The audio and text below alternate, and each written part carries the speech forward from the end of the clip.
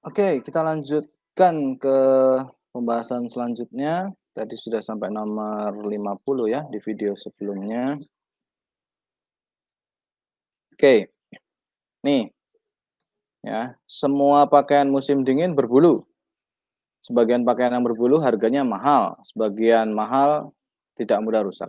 Yang sudah disebut dua kali berbulu, sudah mahal, sudah artinya yang belum disebut dua kali aja ya disimbolkan, yaitu musim dingin sama rusak. Yang mana nih?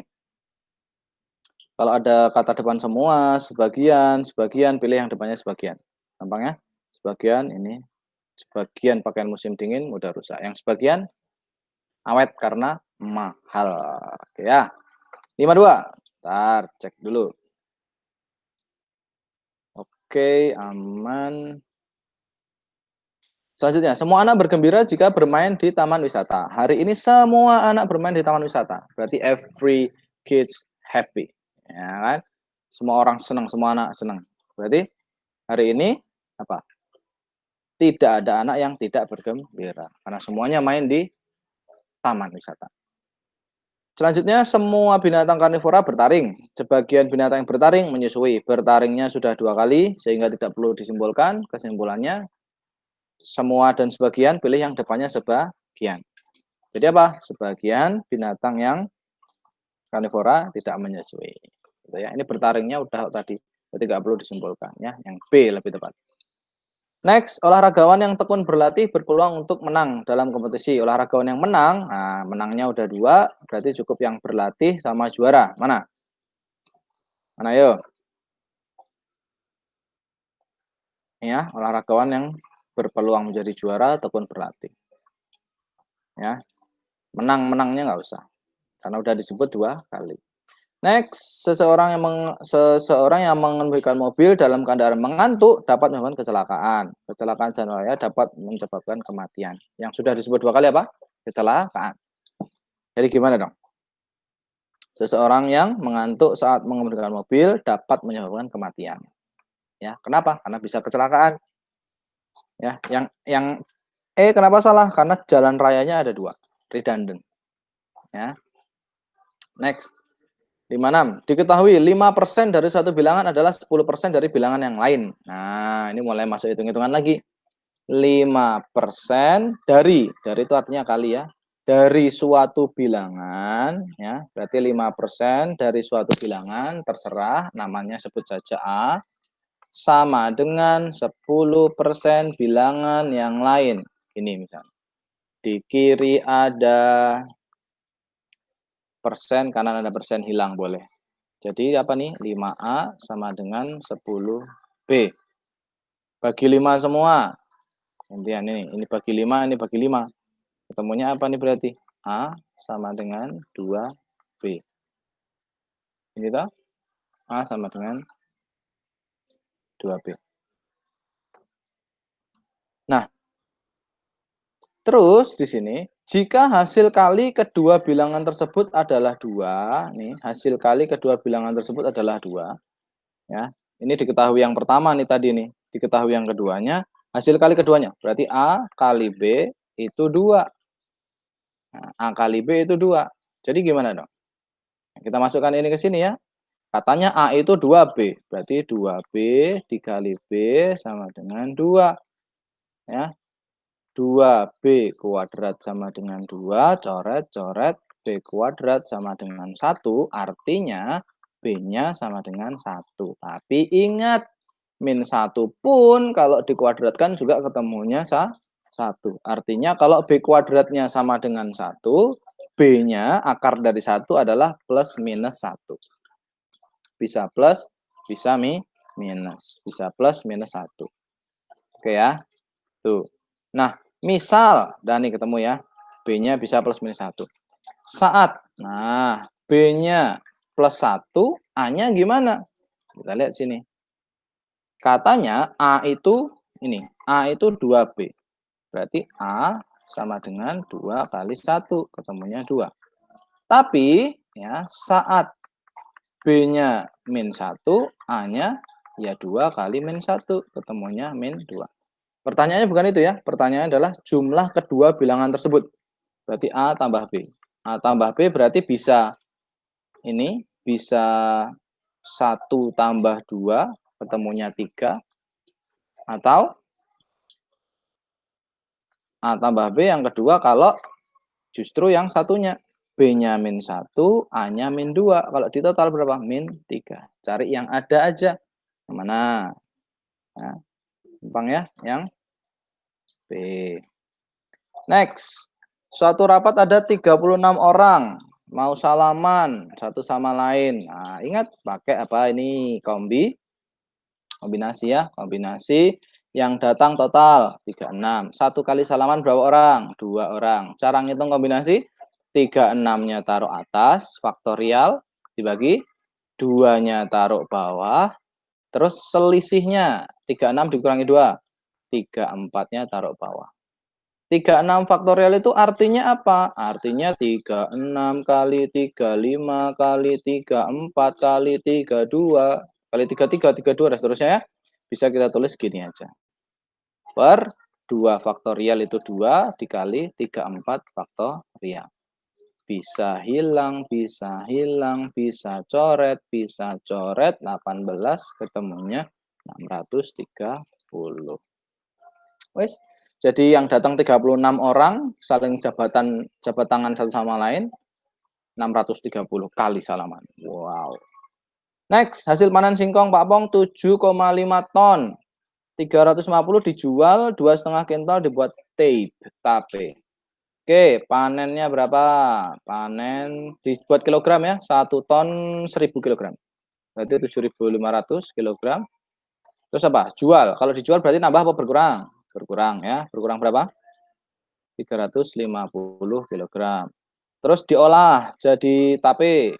Berkurang lagi toh berarti persediaannya 2,5 kintal. 1 kintal 100 kilogram. Berarti 250 kilogram. Oh, udah ada di total. Berapa ketemunya? 6.900 ya. Ini kan totalnya 600 ya. Berarti sisanya masih segini. Wah, dijual lumayan. Oke ya. Dah, lanjut. Next, perbandingan antara pegawai laki-laki dan perempuan 8:7. Mana yang tidak mungkin? Oke, laki-laki banding perempuan 8:7. Nah, gampang aja nih cara cepatnya. Ini di total berapa? 15. Nah, berarti semua yang mungkin adalah yang kelipatan 15. A, jelas betul. Ini kelipatan 15. B, kelipatan 15. C, kelipatan 15. D, bukan. E, kelipatan 15. Ini jawaban. Mau bukti? Gampang. Sambil ingat-ingat rumusnya. Misalnya, total pegawai. Misal anggap aja total pegawai 75 ya. Yang paling banyak di situ 75. Pertanyaannya berapa laki-laki, berapa perempuan? Kalau mau cari laki-laki, ya ini perbandingan laki-lakinya berarti 8 dibandingkan bukan 7 loh ya, dibandingkan totalnya. Totalnya berapa? 15 kali jumlah totalnya ini, kali 75. Seret bagi 15 semua ketemu 5, laki-lakinya 40. Yang perempuan, ya kita tahulah pasti 35 ya, tapi didapat dari mana? Ini, 7 bagian toh perempuan, 7 bagian dari 15 totalnya, dikali pegawai yang ada di kantor itu. 5 ketemu 35. Nah, coba aja di total. Oh, 75 berarti pas. Gitu ya, ingat ya caranya perbandingan. 60. Nah, Komo punya 12 kelereng. Awal ya berarti ya. Awal dia punya 12 kelereng. Menang, berarti kelerengnya nambah apa berkurang?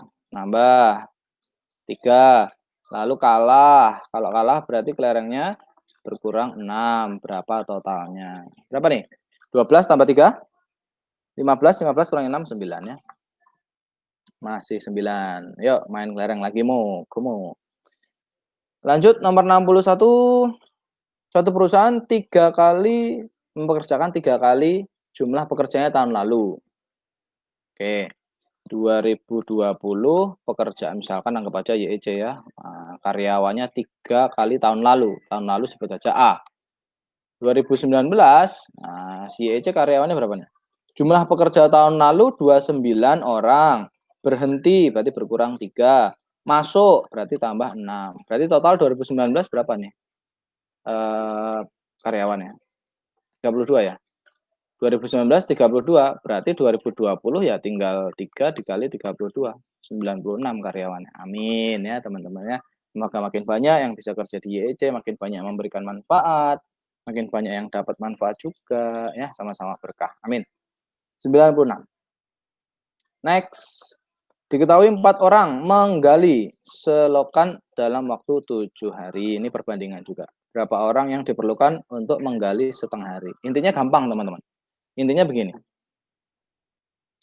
Jumlah hari kali jumlah orang itu harus tetap. Harus tetap. Maksudnya gimana? Jumlah hari awal. Awal ada 4 orang. Kerjanya berapa hari?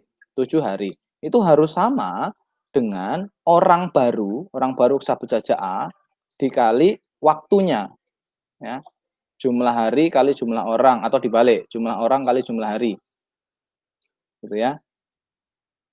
Ini tadi berapa nih? Jumlah orangnya 4, jumlah harinya 7 ya.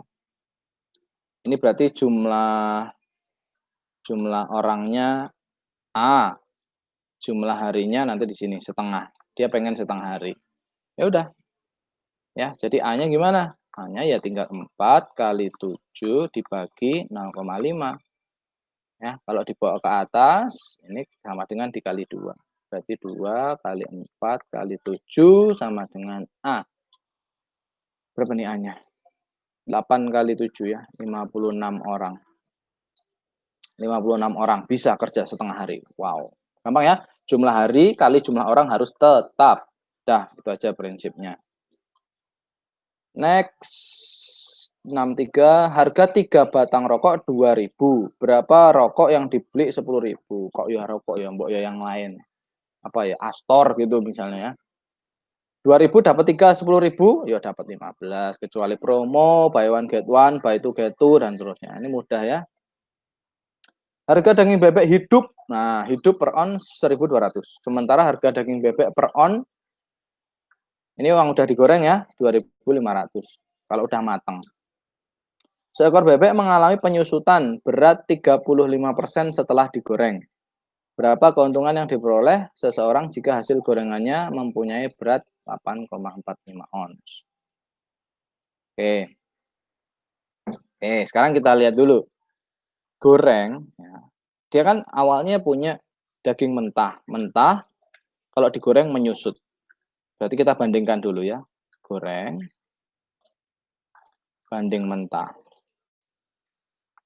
Sama dengan yang berhasil digoreng berapa? 8,45 banding mentahnya berapa? Kita nggak tahu. Gitu toh, kita harus cari mentahnya dulu kan biar tahu harga modalnya. Oke ya. Nah, si 8,45 ya, itu adalah setelah susut 35%. Berarti di sini hanyalah 65%. Yang mentah pasti kan awal ya, berarti 100%. Nah, kita mau cari yang mentah ini ya. Persen sama persen boleh hilang. Putar-putar ya, boleh ya. Yang mentah itu sama dengan 100 kali 8,45 dibagi 65. Temu ya, berapa nih? Biar cepat ya, saya udah ngitung dari mana ya. Bebek.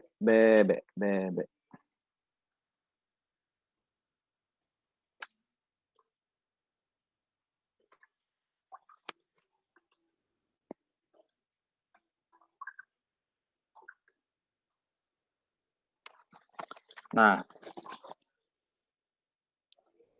oke, ini kalau dihitung-hitung ketemunya 13. Ya, hitung aja ya. Hitung biasa lah, hitung manual. Saya biar cepat aja. Ketemunya mentahnya 13. Artinya apa? Dia beli 13 kilo mentah. Kalau digoreng, itu menyusut 35%. Susut. Berarti yang berhasil mateng itu cuman 8,45 kilo tadi. Nah, sekarang kita lihat modalnya berapa. Yang namanya modal kan dia beli mentahan dulu ya. Berarti dia beli mentah berapa? Belinya tadi ya 13 kilo, 13 ons ya. Ya, ons ya, sorry, ini ons. Satuannya ons. Ini ya ons. 13 ons belinya, 13 ons kali harga belinya 1.200. Berapa tuh? Ketemunya 15.600. Ini baru kulaknya. Pas dia jual, udah mateng, dia cuma berhasil ngejual 8,45 ons. Kenapa? Lah tadi menyusut tadi. Harga jualnya berapa? Lebih mahal kan kalau udah mateng? Nah, bebek goreng gitu loh. Ini 2.500. Berarti berapa nih penjualan dia? 21.125. Untung nggak dia? Untung dong. Ya. Harga jualnya 21 kok.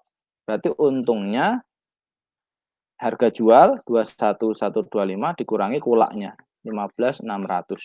Dikurangi ketemu berapa nih? 5.500 ya. 25. Ini keuntungan per onsnya dia. Di luar biaya lain-lain ya. Kalau kita belajar ekonomi kan ada penyusutan, ada biaya variabel, ada biaya fix cost, variable cost, dan seterusnya. Nah, ini kita tidak bicara itu ya. Keuntungan kotor, itu aja. Gampang ya? Oke, itu aja analisanya. Next, kawat 10 meter akan dibuat kerangka balok. Nah, tinggal ingat-ingat aja yang namanya kerangka balok itu ada 4 macam. Ya, ada panjang, ada lebar, kali tinggi. Ingat, jari-jari atau rusuk panjang itu ada 4. Bawah, belakang, atas, atas, belakang. Lebar juga ada 4.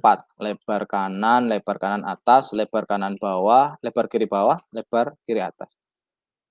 Untuk tingginya juga ada 4. Tinggi kanan, belakang, kanan, depan, kanan, kiri, kiri depan, kiri belakang. Ya. Ya udah tinggal kita hitung aja nih. Untuk membuat satu balok butuh berapa? Ya 8 tambah 5 tambah 4 tinggal kalikan 3 aja. Ketemu berapa nih? 8 tambah 5 tambah 4. Berapa yo? 17 ya? 17. Kok kali 3? Benar kali 3 ya? Kali 4 guys. Kali 4 kan rusuknya masing-masing ada 4. Rusuknya masing-masing ada 4 ya. Berarti ini kurang tebel, kita tebalkan dikali 4. Artinya ini berapa? 17 kali 4 ya. 17 kali 4 cm. Nggak usah dihitung lah, cm. Ini untuk satu balok. Lah kalau punyanya 10 meter ya sudah, berarti total kawat 10 meter, berarti 10 tambah 0,2 1, 2, 1000 cm kita bagi satu balok. Satu balok butuhnya berapa? 17 kali 4. Kayak gini toh. Ya udah, bisa dicoret dah. Ini sama ini bisa ya. 250. Nah, tinggal dibagi. 250 dibagi 17. Ketemunya sekitar 14,7. Berarti 10 meter itu bisa membuat 14 balok turah atau sisa sedikit. Nggak sampai 15 tapi ya. Jadi yang 14 yang kita pilih. Next, sebuah mobil berangkat X ke Y kecepatan itu. Mobil berangkat dari X ke Y dengan kecepatan ini 3 jam. Mobil lain dari Y ke X kebalikannya selama 4 jam. Jaraknya sama ya, dari X menuju Y. Dari X ke Y, jaraknya sama. Y ke X ya sama.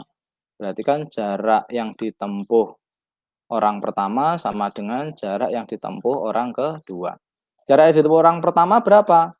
Jarak, ingat, kalau teman-teman ngajari kan ada rumus Jokowi. Nah, sini J, K, W. Jarak sama dengan kecepatan kali waktu. Berarti 120 kali 3 sama dengan kecepatannya nggak tahu, sebut saja A, dikali waktunya 4. Di A-nya berapa?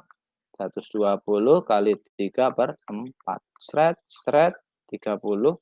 Hanya ketemu 90 km per jam. Sip, next. Nah, ini mulai penalaran analitis nih, soal favorit saya nih gini-gini ya. Kejujuran S tidak sebaik D. Wah, terkadang M jujur, tapi sesungguhnya dia masih lebih jujur daripada ini dan seterusnya. Ini rahasia saya sebenarnya ya, rahasia saya untuk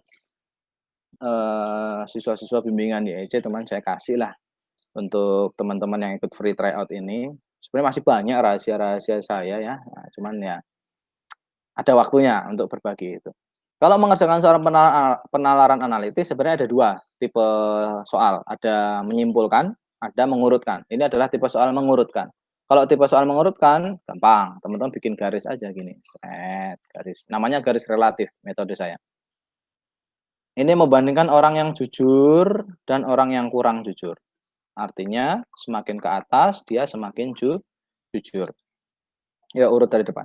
Kejujuran S tidak sebaik D. Berarti S lebih jujur, D kurang jujur, gitu kan? Terkadang M kurang jujur, tapi sesungguhnya dia lebih jujur daripada R. Ini ngomongin M sama R. Belum bisa digambar, karena di sini kita baru tahu si S sama D. Belum bisa gambar M sama R. B lebih suka bohong daripada H. Ini juga belum bisa digambar. D cukup jujur, tapi secara umum M lebih jujur daripada D. Nah, ini baru bisa digambar nih. Karena D kan kita udah punya nih, D. Ya, D cukup jujur, tapi M sorry. Nah, ini kebalik nih bacanya, terlalu bersemangat nih ya. Ulangi. Ulangi dari depan. Kejujuran S tidak sebaik D. S tidak sebaik D. Nah, berarti S-nya di bawah dong. Kan tidak sebaik D. Oke ya, sama yang lain di skip dulu karena ngomongin M sama R belum bisa. B sama H, oh ini bukan BH tapi B sama H loh ya, hati-hati loh. Terus D cukup jujur, tapi secara umum M lebih jujur. Nah, berarti M lebih jujur, M lebih di atas daripada D. Dan I sama jujurnya dengan K. Nah, belum bisa digambar ya. D lebih jujur daripada H dan K. D lebih jujur, berarti H, K itu bisa di sini. H, K bisa di sini. Kemungkinan kedua, ini kemungkinan pertama.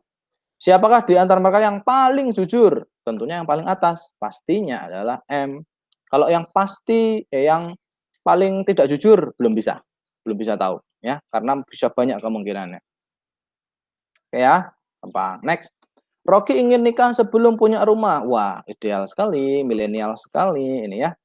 Oke, kita coba bantu Rocky ya. Ngapain dulu nih dia kira-kira. Oke, Rocky ingin nikah sebelum punya anak. Berarti urutan ya. Ini lebih ke atas, lebih awal, ke bawah, lebih ke akhir.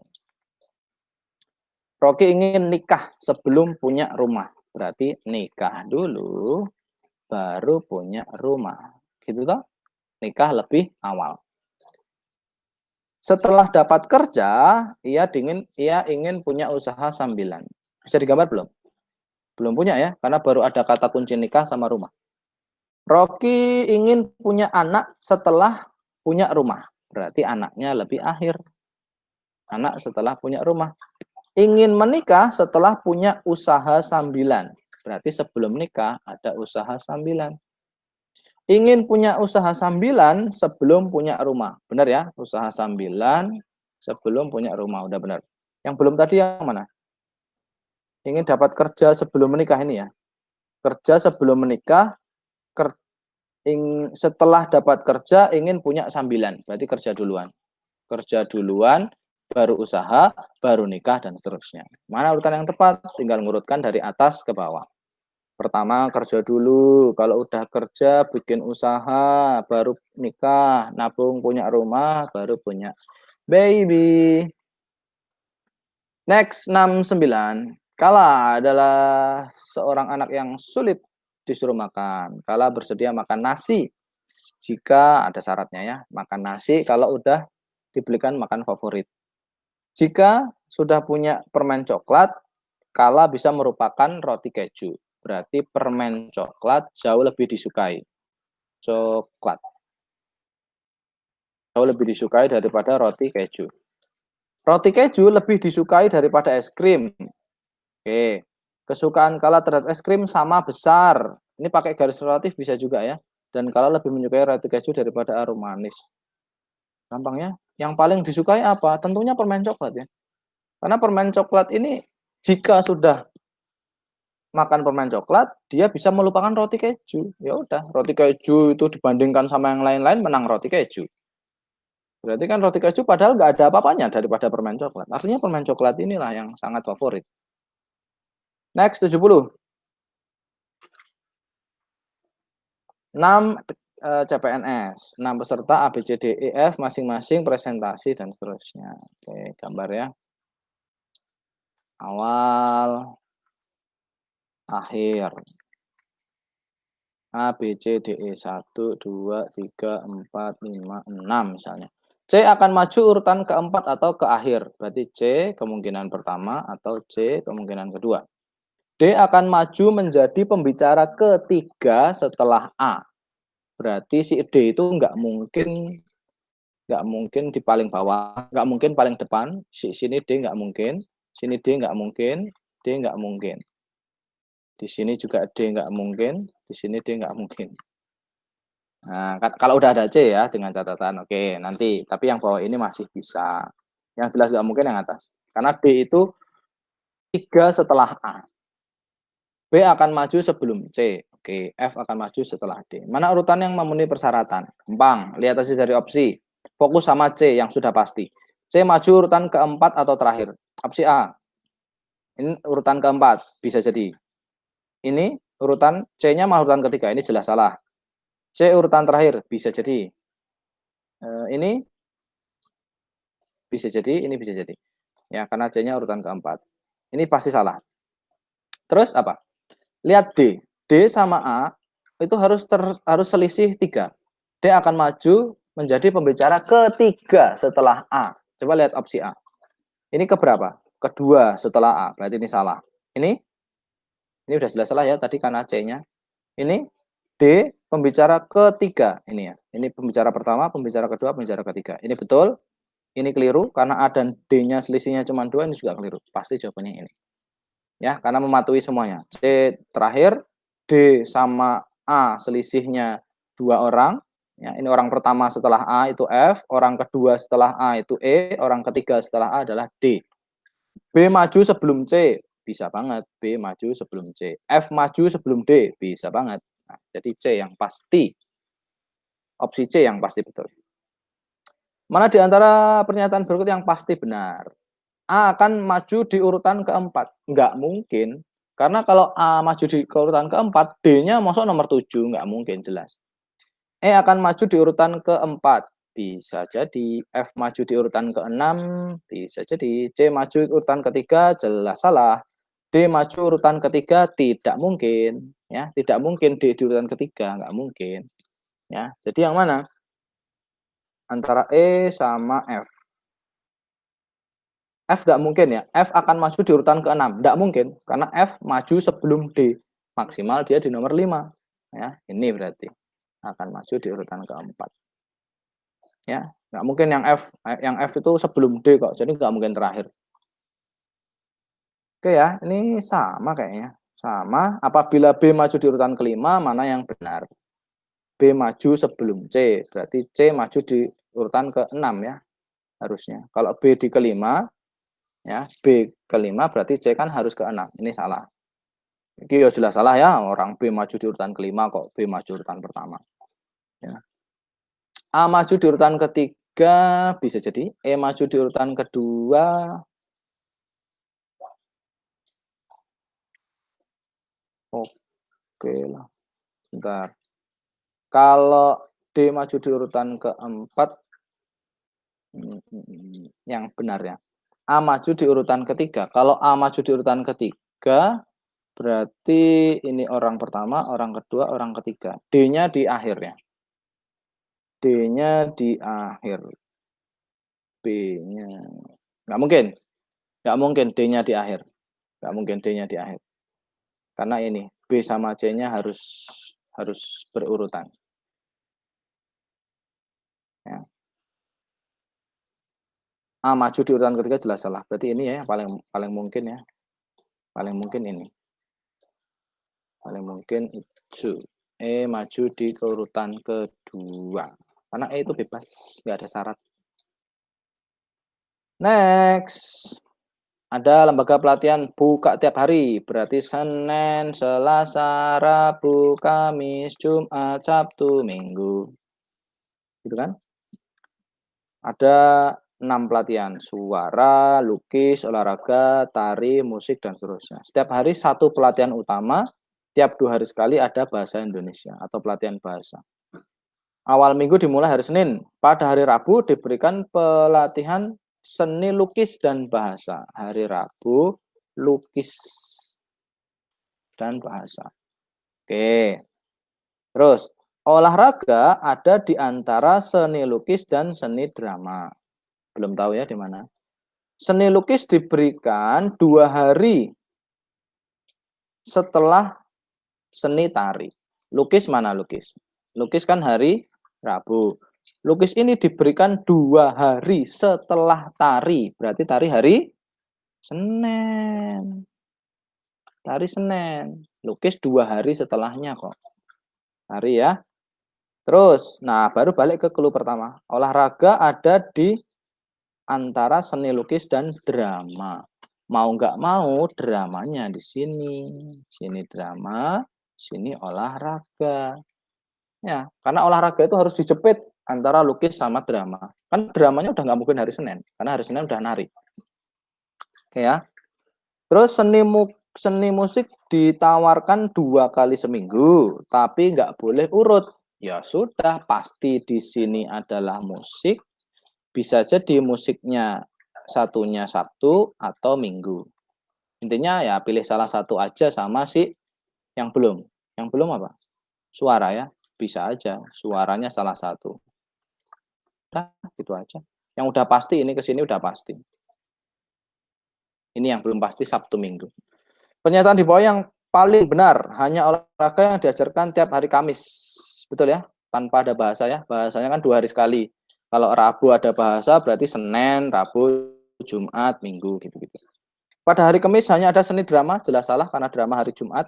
Seni musik diberikan tiap hari Rabu dan Minggu, salah. Seni musik itu ya Selasa dan Sabtu atau Selasa dan Minggu. Seni tari diberikan tiap hari Minggu, jelas bukan, tari itu Senin. Seni suara dan bahasa diberikan Selasa, salah karena Selasa itu seni musik. Oke ya, jadi yang A. Next, pelatihan yang mungkin diselenggarakan hari Sabtu, bisa musik, bisa suara. Suara ya, musik ya ada toh, mantap. Royko datang hari Jumat. Jumat drama sama bahasa. Kan 2 hari sekali toh bahasanya. Drama dan bahasa.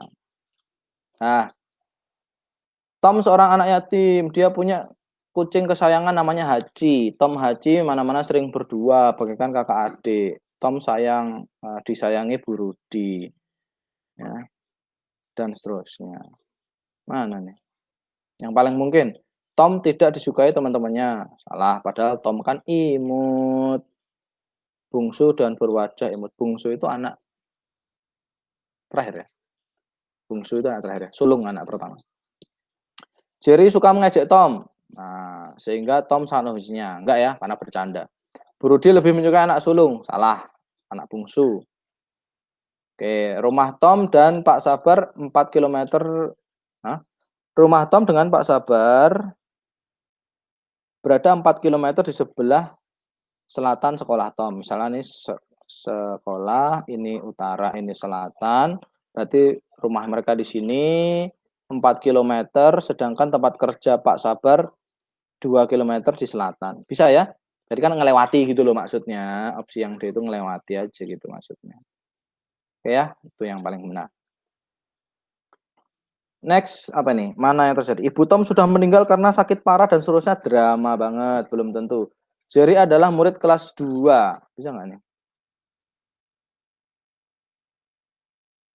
Nih, meski tak seangkatan, mereka berdua sangat akrab dan sering bermain bersama. Siapa? Mereka itu, Tom sama Jerry. Bukan Haji ya, Haji ini kan kucingnya. Tom itu manusia, Jerry manusia kalau di sini. Bener ya ini ya?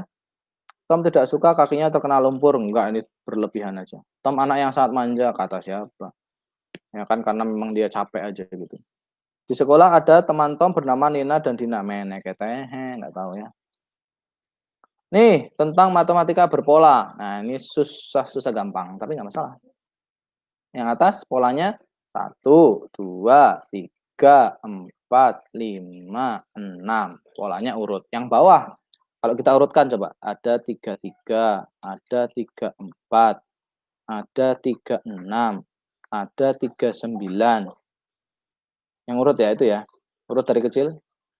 Terus ada 48, ada X misalnya. X-nya di mana nggak tahu. Coba aja kita urutkan. Ini ke sini selisih 1. Ini sini selisih 2. Selisih 3. Selisihnya berapa nih? Banyak ya, 9 ya. Berarti bukan begini berarti. Berarti bukan begini. Ininya berarti kita hapus. Artinya di sini ada angka lain. Yaitu si X ini baru si 48. Karena kebanyakan. Ini mungkin selisihnya 4. Berapa? 39 ditambah 4. 43 ya. 43. Terus 43 ditambah 5. Pas ya? Berarti 43 jawabannya. Ayo yang nggak ketemu siapa? Tentukan nilai X. 1, 6, 10, dan seterusnya. Ini banyak pola, tapi kalau dari sini X-nya sama-sama di sini, itu hampir bisa saya garansi jumlahnya ke kanan. 1 tambah 6 tambah 10 berapa? 1 tambah 6 tambah 10. 1, 6, 10. Ini kalau ditotalkan 17. 3, 11, 3. Ditotal juga 17. Artinya X9 kalau ditotal juga harus 17. Udah ada 9, berarti ini totalnya adalah 8. Ya, X-nya berapa? 4. Ya kan? 4 tambah 4 tambah 9. Sip. Tentukan nilai dari K. Ada 2, 4, K, 121. Gampang ya? 2 jadi 4 diapakke? K jadi 121 harus sama polanya 6, 3, 6.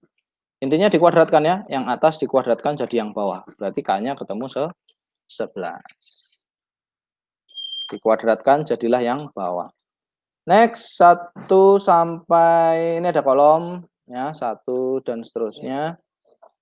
1, 4, 9, 16. 1, 8, 2, 7. 1, 6, 8, 1 dan seterusnya. 1 ini 2 kuadrat, 3 kuadrat, 4 kuadrat. Boleh tahu nulis gitu? 1, 2 pangkat 3, 3 pangkat 3, terus X.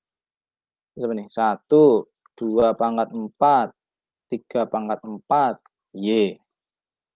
Nah, berarti X ini berapa nih? Urut polanya ya. Berarti X ini adalah 4 pangkat 3, Y-nya 4 pangkat 4. Kalau pertanyaannya X banding Y, X banding Y, ya berarti 4 pangkat 3 banding 4 pangkat 4. Hilang. Hilang seininya ya, berarti 1 banding 4. Karena banyak pangkatnya yang bawah tuh. Nah, terus ini ada tabel lagi. 2, 8, 3, 5.